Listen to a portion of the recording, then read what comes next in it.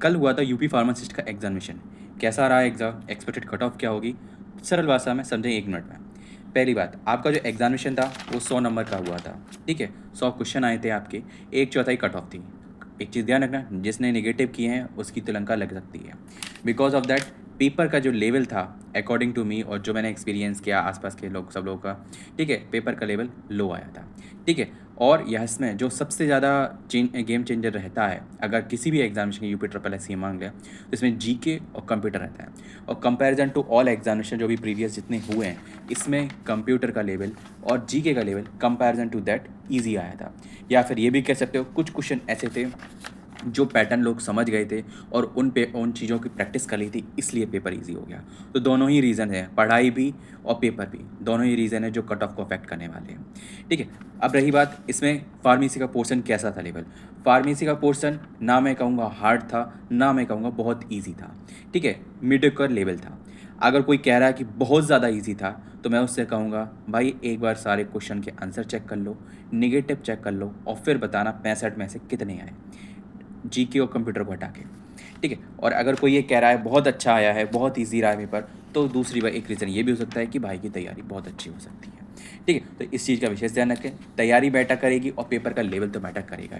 अगर मैं कहूँ शॉर्टकट में, तो पेपर का लेवल ईज़ी टू मॉडरेट के बीच में था। अगर ईज़ी को आप 0 मानते हो, मॉडरेट को 50 पे लेते हो, तो था 49 पे, ठीक है? इस पॉइंट को अगर रीडिंग अगर आप मानो तो मैंने इसके अकॉर्डिंग आपको बता दिया। 50 तो नहीं था, लेकिन 49 पे था। तो इतना ही डिफरेंस आपको पेपर देख के मिलेगा। अब इसमें किस आधार पे था? एक चीज़ ये थी, अकॉर्डिंग टू जो सिलेबस था, वो पूरा नहीं आया, ठीक है? अगर आप पेपर के सारे क्वेश्चन में जब आपको 65 के 65 क्वेश्चन कराऊँगा और देखूँगा, तो आप खुद कहोगे कि हाँ, जो सिलेबस था नहीं आया।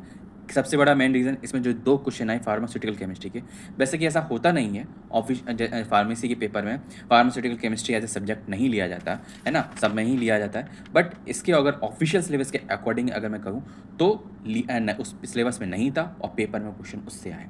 चलो एक बार को मान के चलते हैं कोलॉजी से रिलेट कर लिया होगा, लेकिन कोलॉजी में कभी भी जो स्ट्रक्चर होते हैं ड्रग के उसके बारे में डिस्कशन नहीं होता। मोड ऑफ एक्शन के बारे में डिस्कस होता है, साइड इफेक्ट, एडवर्स इफेक्ट और यूजेस के बारे में डिस्कशन हो सकता है और ड्रग इंटरेक्शन, ठीक है? रही बात कोलॉजी से भी इसमें क्वेश्चन बहुत कम है।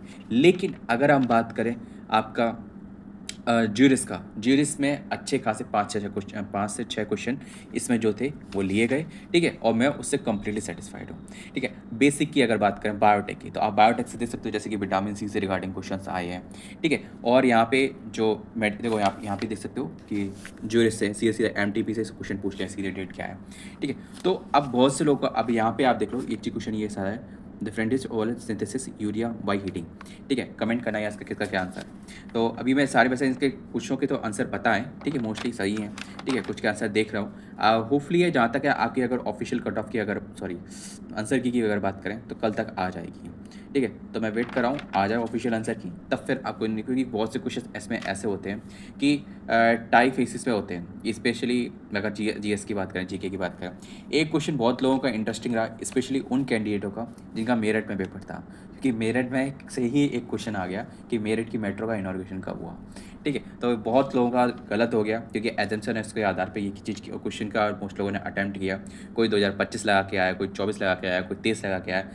जितने लोगों से मैंने पूछा, किसी ने ये नहीं कहा कि मैं 26 लगा के आया। बहुत से लोग ये चीज़ को अप्रिशिएट कर रहे थे अंदर कि मैंने 25 लगाया सही होगा, कोई कह रहा 24 लगाया सही होगा, कोई कह रहा 23 लगाया सही होगा, लेकिन आंसर निकला 26। ये इनॉग्रेशन जो हुआ था 22 फरवरी 2026 को हुआ था, ठीक है? तो ये कुछ ऐसे क्वेश्चंस होते हैं जो मतलब अभी जैसे कि सर्च करेंगे तो सारे मिल जाएंगे, पर आपको मैं ऑफिशियल आंसर के साथ इसको शो ऑफ करूँगा क्योंकि हमें गलतियाँ भी तो पता करनी है।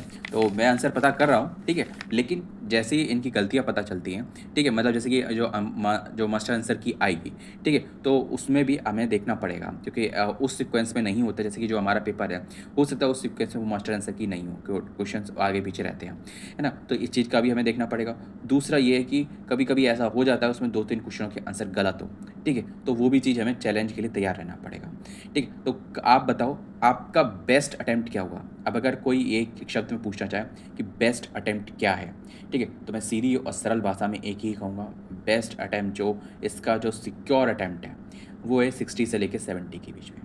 इतना सब कुछ हो गया, सब पेपर इजी आया, बहुत से लोगों के 80, 90, 70, 70 से ऊपर मेरे को किसी ने नहीं कहा कि मेरा अटैम्प्ट हुआ है, ठीक है। मैं I agree all of things, ठीक है। बट फिर भी मैं ये कहूँगा सिक्योर जो है ना, सिक्योर रेंज 60 to 70 रहेगी, because of that cut off इसी के आसपास जानी है ना, बिकॉज ऑफ दैट, क्योंकि जो पेपर का लेवल है नेगेटिव तय करेगा।